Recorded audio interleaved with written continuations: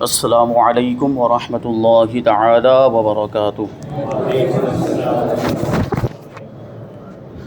نحمده ونصلي ونسلم على رسوله الكريم، اما بعد فاعوذ باللہ من الشیطان الرجیم،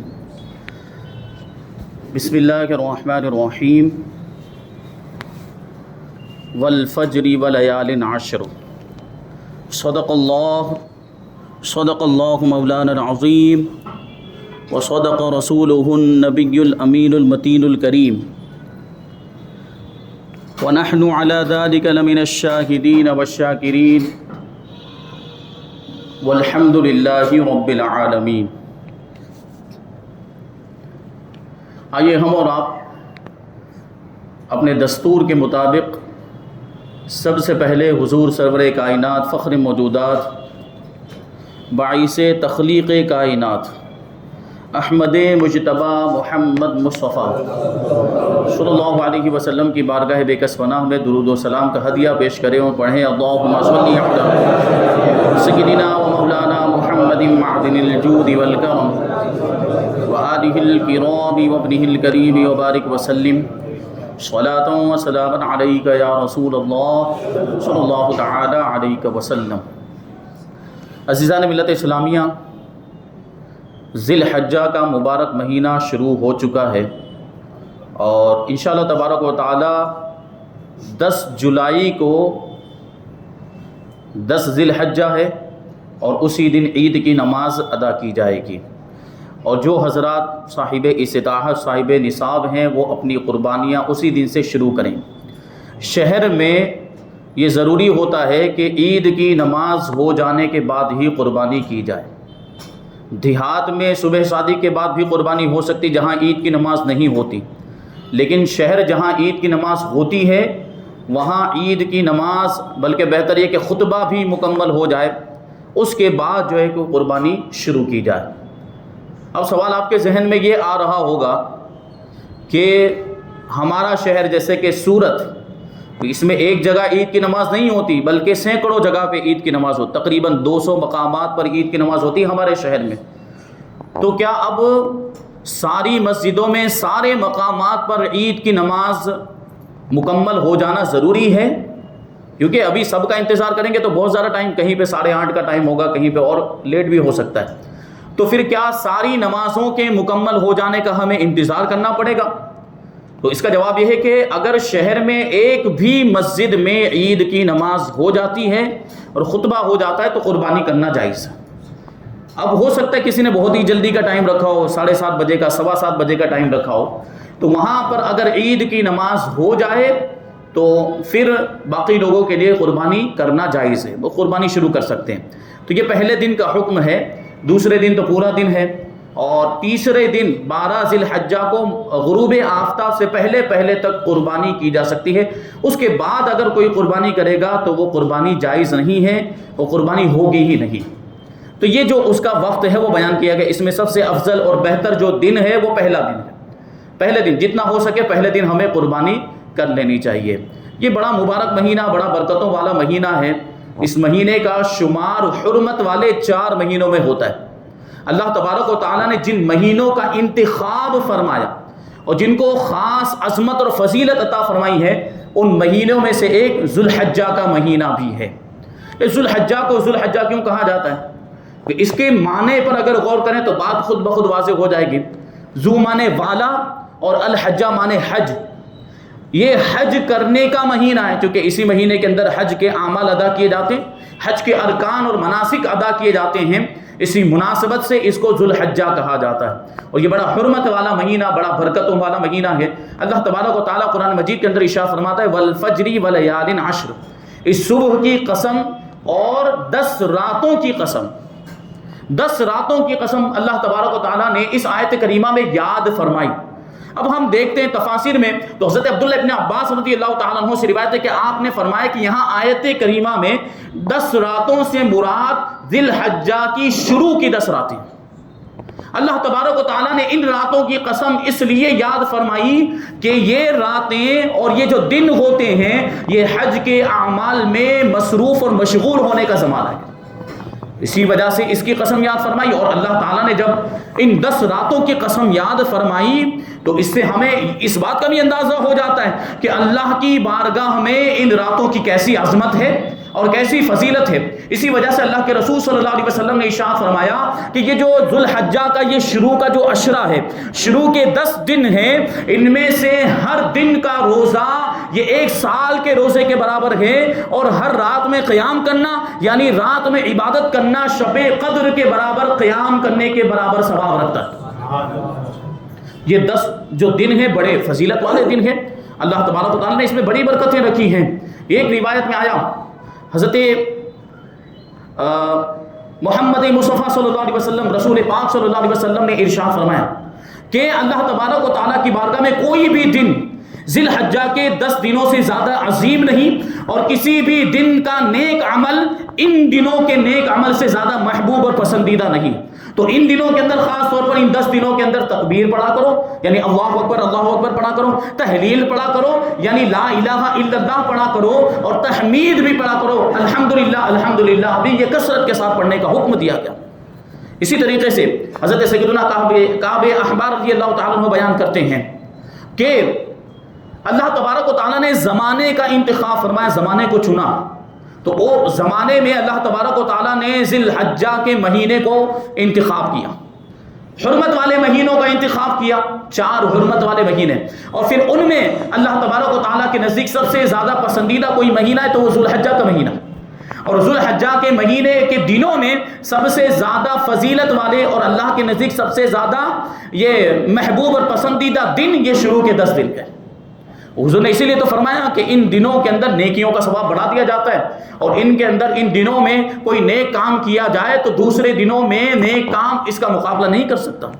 اسی لیے تو ایک روایت میں آیا ہے کہ ذو الحجہ کے 10 دنوں میں ایک نیک کام کرنا یہ 700 نیک کام کرنے کے برابر ثواب ملتا ہے اس کا.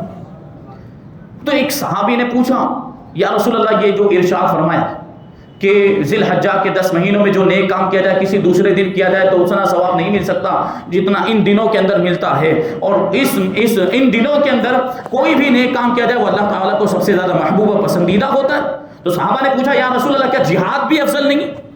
کیا جہاد سے زیادہ نیک اعمال ان دنوں کے اندر اگر کیے جائیں تو وہ فضیلت رکھتے ہیں، کیونکہ جہاد کا مقام و مرتبہ دیکھیے اللہ کی راہ میں اپنی جان بھی قربان کی جاتی ہے، اور اسلام کی سربلندی کے لیے آدمی اپنی جان اپنا مال سب کچھ قربان کرنے کے لیے تیار ہو جاتا ہے. جہاد کا یہ مطلب ہوتا ہے. تو اللہ کے رسول نے ارشاد فرمایا جہاد بھی افضل نہیں.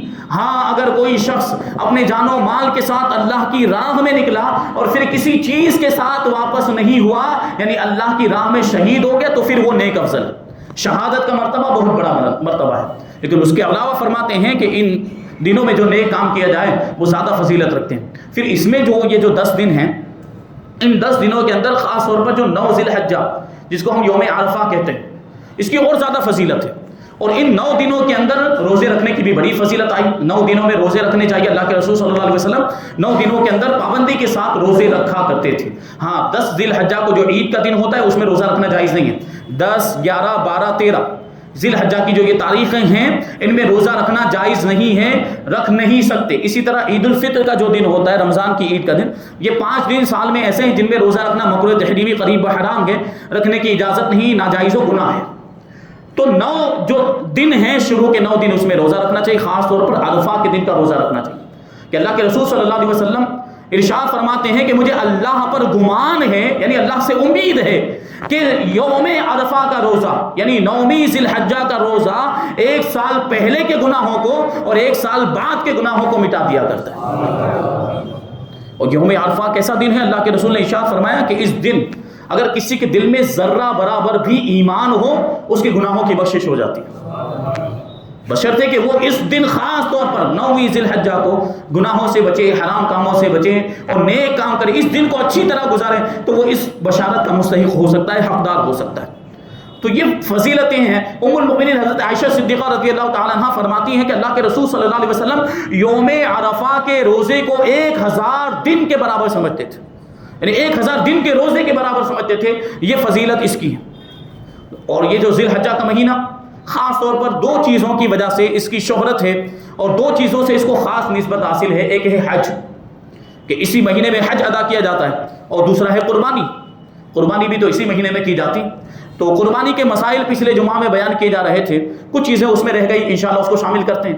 اب ایک چیز, آج جو ہے کہ پہلی ذی الحجہ ہے, یعنی ہمارے یہاں پہ چاند نظر نہیں آیا لیکن شرعی گواہی شرعی ثبوت حاصل ہوا ہے, دوسری جگہوں پر نظر آیا تھا, اس کی وجہ سے انشاءاللہ اس کے مطابق ہم جو عید وغیرہ اور عبادتیں ہم اپنی ادا کریں گے.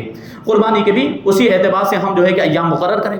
اب یہاں پہ ایک چیز ہے, سوال یہ بہت لوگوں کے ذہن میں آتا ہے اور ابھی بہت زیادہ اس کو جو ہے کہ پھیلایا بھی جاتا ہے اور اس کو شیئر کیا جاتا ہے, اور اس پہ توجہ دینے کی ضرورت ہے. یہ حکم ہے, حالانکہ وہ ناخن اور بال کاٹنے کا مسئلہ ہوتا ہے کہ نہیں, چاند جب سے نظر آ جائے ذی الحجہ کا چاند, وہاں سے لے کر قربانی کرنے والا جب تک قربانی نہیں کر لیتا, اور جن لوگوں کے اوپر قربانی واجب نہیں, جو قربانی نہیں کر رہے ہیں, وہ عید کی نماز جب تک ادا نہیں کر لیتے وہاں تک وہ ناخن نہیں کاٹنا ہے اور بال نہیں کاٹنا. تو اس کے تعلق سے میں آپ لوگوں کو بتا دوں کہ یہ عمل مستحب ہے. کیا مطلب؟ کہ اگر ہم نے یہ کیا تو ثواب ملے گا.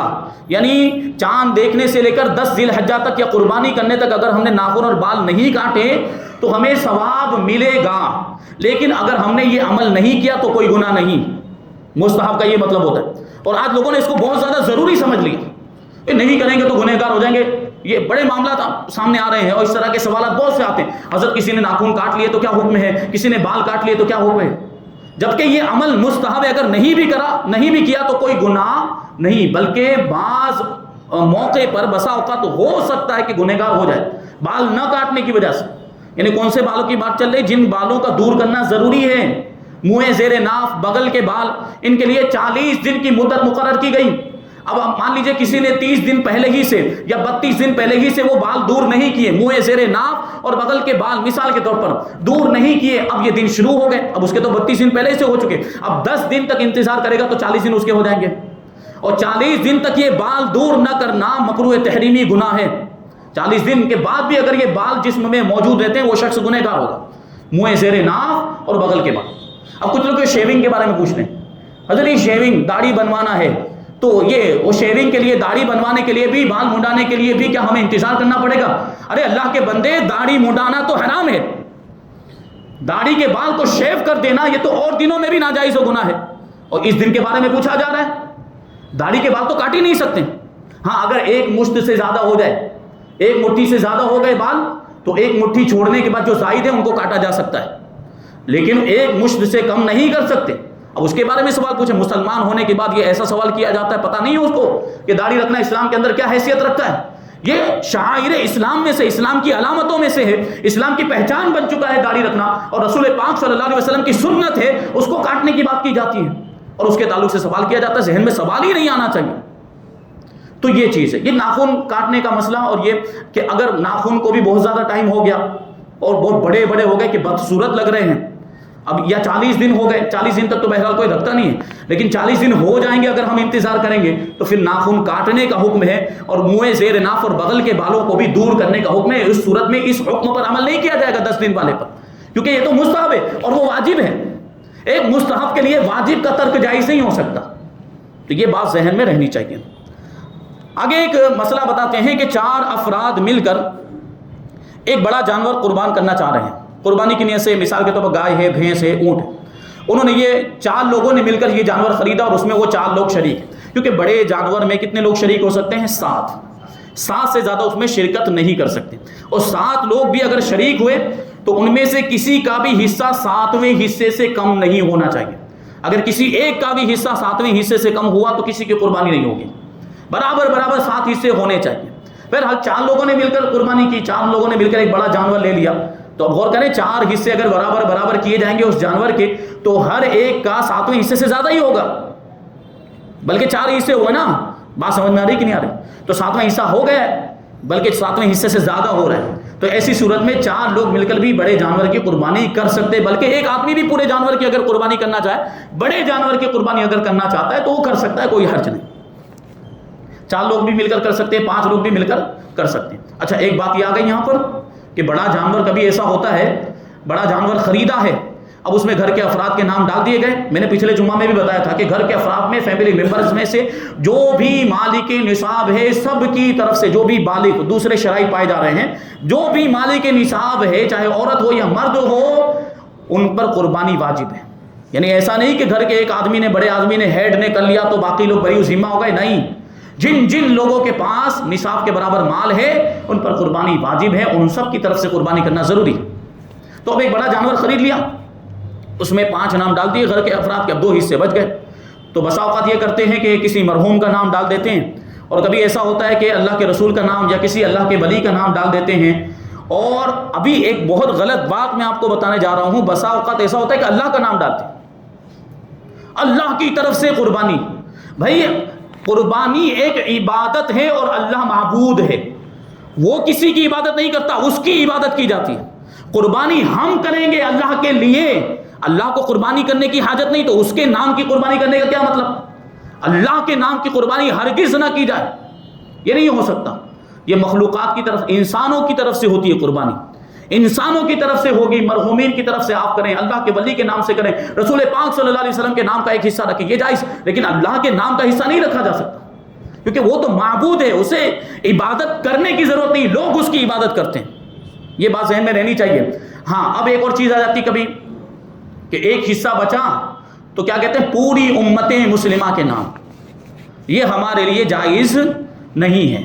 یہ حضور پاک صلی اللہ علیہ وسلم کی خصوصیت، آپ نے قربانی کی تھی اور آپ نے فرمایا تھا کہ یہ پوری میری پوری امت کے لیے یہ جو ہے ایک بکرا تھا یا جو بھی وہ اس وقت حدیث پاک میں آیا، تو اس طرح ہم نہیں کر سکتے، یہ حضور پاک صلی اللہ علیہ وسلم کی خصوصیت۔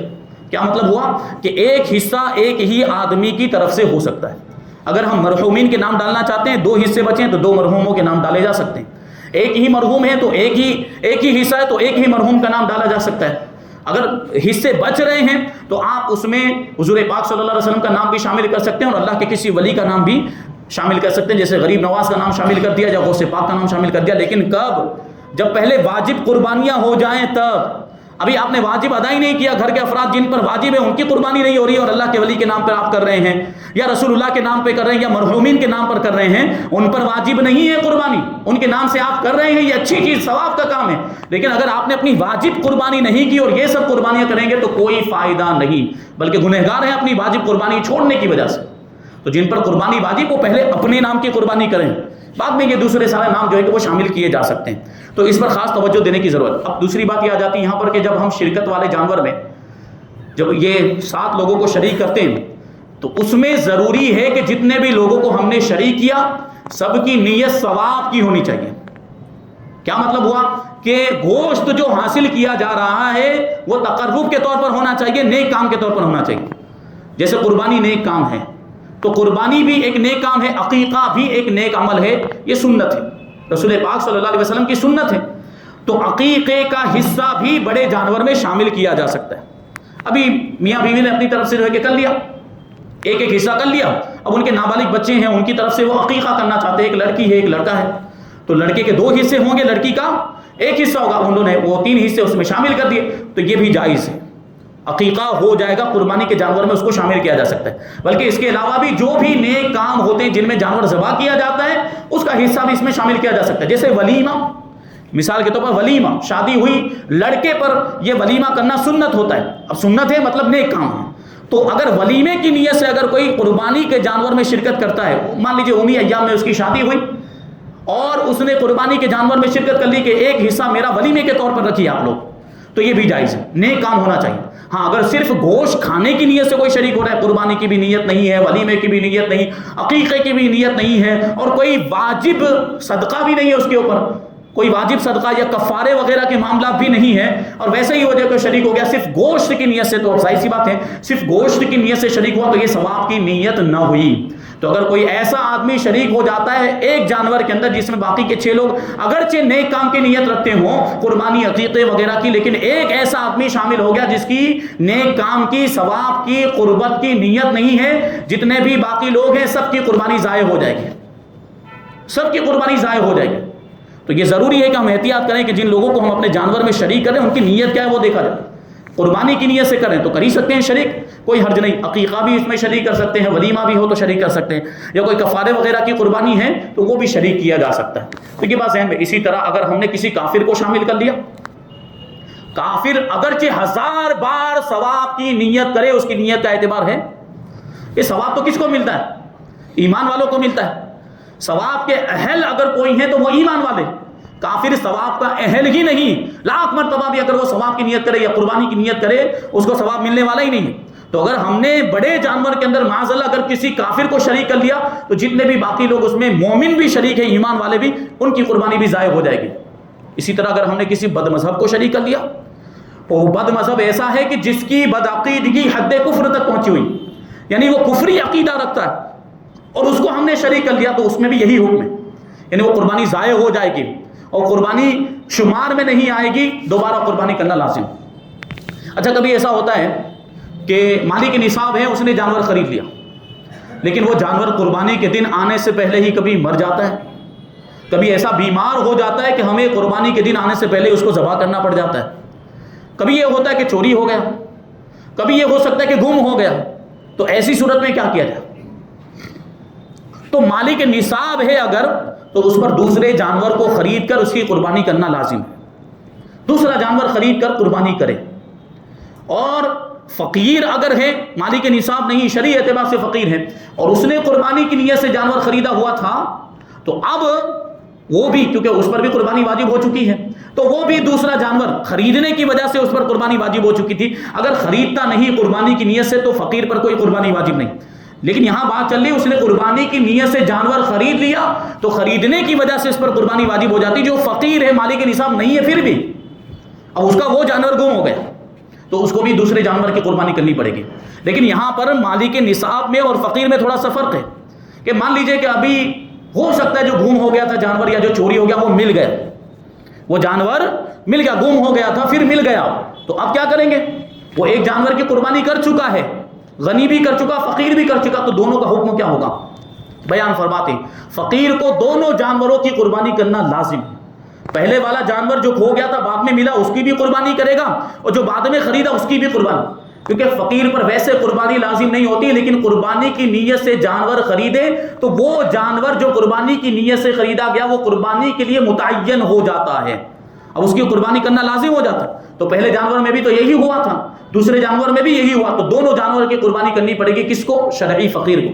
لیکن غنی کو اختیار ہے، مالک نصاب کو اختیار ہے، اس نے دوسرے جانور کی قربانی کر دی، اب پہلا جانور مل گیا تو اب وہ دونوں میں سے جس جانور کو چاہے وہ قربان کر سکتا ہے. لیکن اب یہاں پہ ایک مسئلہ یہ پیش آئے گا کہ دوسرے جانور کی اس نے قربانی کی، لیکن پہلے جانور میں اور دوسرے جانور کی قیمت میں ڈیفرنس ہے. پہلا جانور مثال کے طور پر 35,000 روپے کا تھا اور دوسرا جانور وہ جو کر رہا ہے وہ 30,000 روپے کا ہے. بکرا مثال کے طور پر وہ 30,000 روپے کا ہے، تو یہ 5,000 کا ڈیفرنس ہوا کہ نہیں ہوا؟ تو قربانی اگرچہ جائز ہو جائے گی، لیکن یہ جو 5,000 کا جو ڈیفرنس ہے اس کو صدقہ کرنا پڑے گا، اتنی رقم اس کو صدقہ کرنی پڑے گی.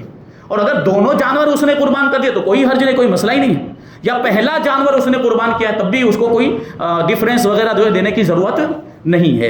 اب وہ کبھی جو ہے کہ بسا اوقات ایسا ہوتا ہے کہ جانور کے اندر کوئی عیب پیدا ہو گیا، کبھی گاڑی میں لے کر آئے، گاڑی سے اتارنے کی وجہ سے کبھی کوئی زخم لگ جاتا ہے، کبھی رسی باندھتے ہیں تو رسی کی رگڑ کی وجہ سے اس میں پاؤں وغیرہ میں اس کے زخم ہو جاتا ہے. تو احتیاط کرنی چاہیے کہ جانور کو کوئی زخم لگنے نہ پائے، اس کی احتیاط ہونی چاہیے، کیونکہ اس سے پہلے بتایا گیا کہ افضل کیا ہے کہ جانور بالکل بے عیب ہو، اس میں کسی طرح کی کوئی کمی نہ ہو اور کوئی عیب نہ ہو. لیکن اگر یہ اس طرح سے ٹیمپو وغیرہ سے اتارنے کی صورت میں اس وقت اگر کوئی زخم وغیرہ لگ جاتا ہے اور وہ جو عیوب بتائے گئے کان کٹنا وغیرہ یہ اس میں وہ شمار نہیں ہوتا ہے، ویسے ہی زخم جیسے یہاں پہ اگر پیچھے کی جانب اس کا جو پاؤں کا حصہ ہوتا ہے، ران کا حصہ، وہاں پہ زخم لگ گیا، یا نیچے جو کھر والے حصے میں زخم لگ گیا، تو زخم کی وجہ سے اس کی قربانی ناجائز نہیں ہوگی، قربانی کی جا سکتی ہے ایسے جانور کی بھی. اور کبھی ایسا ہوتا ہے کہ ہم ذبح کر رہے ہیں جانور کو اور اسی وقت وہ جانور اچھلتا ہے اور اچھلنے کی وجہ سے اس کو زخم لگ جاتا ہے. جیسے چھری تو ہم گردن پہ گھما رہے ہیں لیکن وہ اچھلا کودا، اس کی وجہ سے چھری دوسری جگہ پہ لگ گئی، یا یہ کہ وہ ٹکرایا کسی چیز سے جا کر اچھلنے کے بعد، کودنے کے بعد، اور اس کو زخم آ گیا، تو اگر اس کے بعد فوراً اس کو ذبح کیا جاتا ہے تو قربانی جائز ہے، کوئی حرج نہیں، وقفہ نہیں ہونا چاہیے. یہ ہم نے تھوڑا سا اس کو ذبح کیا یا لٹایا تھا اور اٹھ کے بھاگ گیا اور اتنا جو ہے کہ تیز بھاگا اور دوسری جگہ جا کر اس کو زخم لگ گیا اور ایسا زخم لگ گیا کہ اب بالکل کمزور ہو گیا ہے، وہ مان لیجیے کہ ہڈی ٹوٹ گئی، اس کے چلنے پھرنے کے قابل نہیں رہا، تو ایسی صورت میں اس کی قربانی ناجائز ہو جاتی ہے. تو یہ سب جو ہے کہ چیزیں ان پر توجہ دینے کی ضرورت ہے. ابھی اور کچھ مسائل تھے وہ رہ گئے ہیں، انشاءاللہ تبارک و تعالیٰ ان کو پھر کبھی بیان کیا جائے گا. اللہ تبارک و تعالیٰ کی بارگاہ میں دعا ہے کہ جو کچھ بھی بیان ہوا اس پر مجھے آپ کو ہم سب کو عمل کرنے کی توفیق عطا فرمائے۔ اگر ہم پر قربانی واجب ہو رہی ہو، ہم مالک نصاب ہوں، تو ہم کو قربانی کرنے کی توفیق عطا فرمائے۔ وما علینا الا البلاغ۔